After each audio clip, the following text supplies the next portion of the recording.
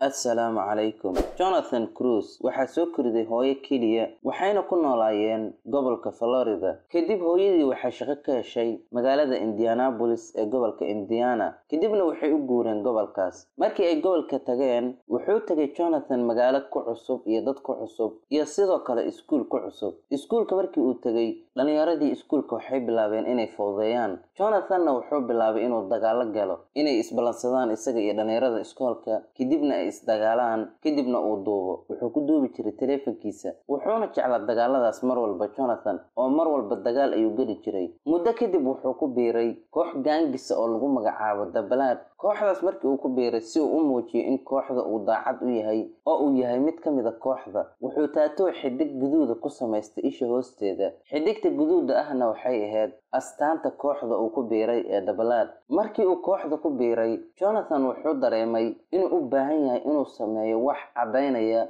inuu kooxda daacad u yahay ama sidoo kaleba uu yahay qof waxtar leh oo kooxda wax ku soo kordhi kara. Inta badan dadku markii ay ku biiraan kooxaha gaangiska Mareykanka, inta badan waxay ku qasban yihiin ama waxay isku dayaan inay sameeyaan wax ay ugu caday karaan kooxdaas ay ku biireen inay yihiin xubin waxtar leh oo ay kooxdu wax ka dheefi karto. Sidaa darteed inta badan waxay sameeyaan ama inay qof dilaan ama inay wax soo dhacaan. Isagana wuxuu go'aansaday Jonathan inuu sameeyo wax sumcad ugu dhex yeeli kara kooxda uu ku biiray dhexdeeda. Xilligaas waxay ahayd 2016. Wuxuu fiirsan jiray Jonathan uu jeclaa filim lagu magacaabo The Purge oo micnihiisu yahay daahirinta ama nadiifinta. Filimkaas wuxuu soo baxay 2013. Wuxuuna ka sheekeynayay in Mareykanka sanad walba hal maalin oo kamid ah loo ogolaado in dambiyada oo dhan ay fasax yihiin, dilalkuna ay ka mid yihiin. 12 saacadood qof walba oo qof dila looma haysto wax dambiye male. Boolis ma jiro, wax la isku qabsanayna ma jiro. Maalinkaasna waa maalinka daahirinta. Qof walba waa inuu qof dilo. Qofkii aan rabin inuu dad dilana waa inuu ku dadaalo 12 saacadood sida uu ku noolaa lahaa oo uu isku badbaadi lahaa. Filimka markii uu soo baxay, wuxuu noqday filim guuleystay oo blockbuster ah. Jonathan markii uu filimka fiirsaday, wuxuu la dhacay fikradda filimka maalin la ogol yahay dambiyada oo qof walba qofkuu doono ama qofkii ka soo horbaxay uu dili karo. Jonathan wuxuu la dhacay fikradda filimkana waa uu jeclaaday. Wuxuuna fiirsaday dhowr jeer oo isxigxigta ilaa ugu dambeyntii Jonathan uu fikradda filimka qabatimay oo ugu dambeyntii uu go'aansaday isaga naftirkiisu inuu daahirintiisa sameeyo, isaga naftirkiisu inuu jidadka nadiifiyo oo uu dadka ka nadiifiyo. Jonathan si uu u fuliyo qorshihiisa, wuxuu soo iibsaday bistoolad revolver ayuu soo iibsaday. 12 May 2016 habeenkaas ayuu Jonathan soo baxay isaga oo ay la socdaan laba nin oo saaxiibo ahaayeen, nin lagu magacaabo Ray iyo mid kale oo lagu magacaabo Eli. Saddexdooda markii ay soo raaceen, Jonathan wuxuu bilaabay inay isduubaan, sidoo kalena uu raadiyo qof uu dilo. Markii la gaaray habeenkii saqdhaxa kadib, ayuu wuxuu ku arkay jidka dhinaciisa Jonathan nin socda oo kaligiisa meel xoogaa yar mugdiya nin socda. Ninkaas wuxuu ahaa Billy Boyd oo 54 sano jir ahaa. Wuxuu ka yimid xilligaas aabihiis oo jiran uu soo booqday, wuxuuna ku socday gurigiisa. Markii ay ka daba yimideen, Jonathan wuxuu ku yiri saaxiibadiis intuu taleefankiisa u dhiibay iduuba. Kadibna wuxuu ka degay baabuurka, wuxuuna bistoolad ku qabtay Billy. Kadibna wuxuu ku yiri wixii ahayd keen oo lacaga. Kadib wuxuu ku yiri waxba ma hayo. Jonathan wuxuu ku dhuftay 2 xabadood, kadibna waa uu baaray. Markii uu baaray waxba waa uu ka waayay, kadibna baabuurka ayuu isaga soo laabtay. Kadibna goobtii waa isaga tageen. Markii ay isaga tageen intii ay kala tagin ka hor,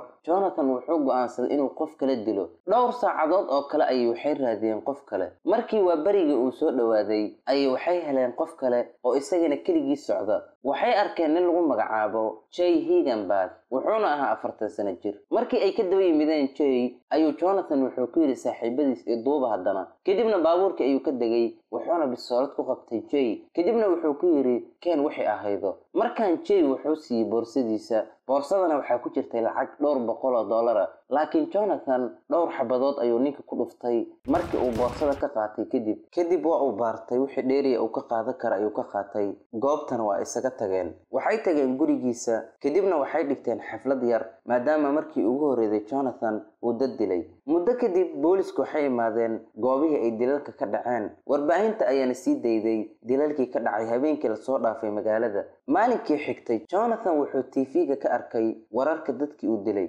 kadibna Jonathan saaxiibadiis ay wuxuu u diray message uu ku leeyahay labadii qofood ee xalay la dilay aniga ayaa dilay wuxuu bilaabay inuu ugu faano saaxiibadiisii ay iskala tirsanaayeen gangiska intooda badanna uma aysan soo jawaabin saaxiibadiis Jonathan sidoo kale wuxuu yiri uu qoray saaxiibadiis waxaan sameeyaa wixii aan doono waxaan dilaa qofkii aan doono sababtoo ah waa xaqayga dunida xaqa aan ku leeyahay dunidaba waa inaan wixii aan doono sameeyo sidaana waa sida aan dareemo habeenkii xigay Jonathan isaga iyo saaxiibkiis Ray ayaa isa soo raacay kadibna waxay bilaabeen inay jidadka wareegaan iyaga oo raadinaya qof ay dilaan habeenkii markii saq dhaxal la gaaray waxay heleen nin lagu magacaabo Larry Shaw wuxuu ahaa nin waayeela isagoo keligii socda ay arkeen kadib way ka daba yimideen Jonathan ayaa wuxuu ku qabtay bistoolad kadibna waxay ku yiraahdeen wixii ahayda keen waxay ka qaateen boorso lacag ku jirto iyo taleefan markii hore Jonathan wuxuu rabay inuu dilo laakiin meesha ay ku istaajiyeen ninka ayaa waxay ahayd xaafado dad ay degan yihiin dhexdeeda sidaa darteed Jonathan wuxuu ka cabsaday haddii ninka uu xabad ku dhufto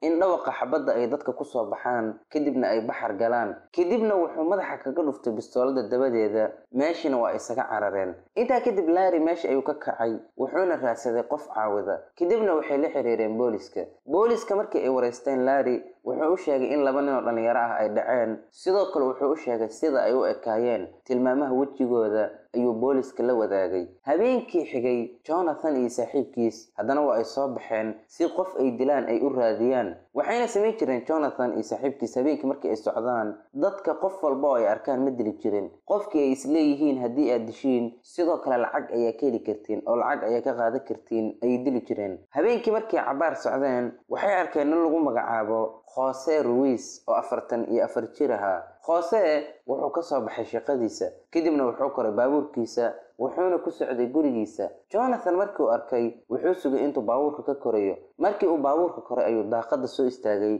hal xabad ayuuna madaxa kaga dhuftay Jose isla markiiba waa uu geeriyooday kadib Jonathan baabuurka ayuu baaray wixii uu ka heli kara ayuu qaatay kadibna meesha waa isaga carareen goobtii markii isaga baxsadeen kadib oo ay booliska yimideen oo ay baareen wax cadayna waa ay waayeen qofkii dilka geystay laakiin booliska waxay arkeen in dilalkii hore iyo dilkan ay isku mid yihiin waxayna dareemeen markii ugu horeeyay in dilaasi isxigxiga wax u dila ay la macaamilayaan waxa ugu weyn ay isaga ekaayeen labada dil ayaa waxay ahaayeen dhamaantood waxaa la geystay habeenkii xilli dambe bistoolada dilka lagu geystayna waxay ahayd isku mid oo xabaduhu waxay ahaayeen isku mid maalinkii xigay booliska waxaa u timid haweeney iyo gabar ay dhashay oo la socota gabadhuna waxay dacwo ka ahayd nin lagu magacaabo Jonathan Cruz waxay u sheegtay booliska gabadhu in Jonathan ay ka iibsan jirtay daroogada maalin maalmaha ka mid ah ay waxay rabtay inay daroogo ka iibsato kadibna waxay ku kulmeen meel maqaayada Jonathan wuxuu isku dayay markii ay daroogada ka qaadanaysay inuu taabto oo ka faa'iideysto